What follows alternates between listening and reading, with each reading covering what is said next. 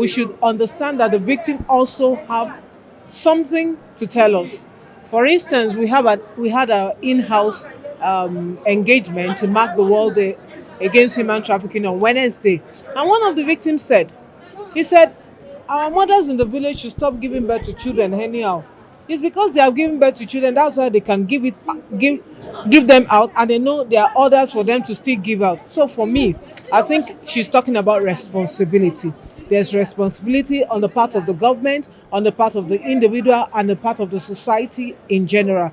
Let us all join hands together and work and fight against human trafficking like we did for Ebola, like we did for the pandemic, for the coronavirus. I think it's important. As the victims lend their voices, we must act now. Sometimes parents are responsible for these things because they push their children to, this.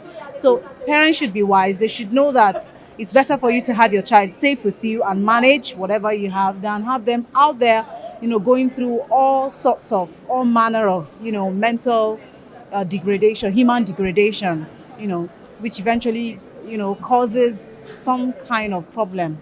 So I would advise even the youth to appreciate what they have. For me, the most traumatizing aspect was the role parents played.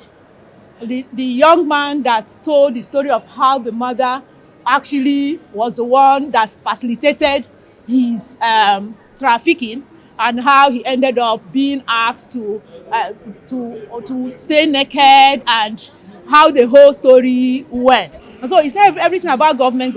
Individuals need to be sensitized. So at the end of the day, there's no point bringing forth children you can't comfortably take care of. It's important we call a spade, and it's also important, people realize their mistakes and work together. We would love to see perpetrators enter prison. Yes. Those that profit from other people's downfall, from criminality of this sort, should be shown the way into Kuje. A lot of survivors end up committing suicide because they can't live with themselves again because of what they have been through. It's not worth it. Is it worth it? If you sit in your house, shack your gari with your parents or your relatives or your brothers and sisters, one day at a time, there's no place like home. Honestly, you will make something out of your life, no matter how little. At least you have your dignity in place than to go somewhere where you will be treated like an animal, where you'll be treated like trash. That is worse than anything else. The government should put in more effort into border control.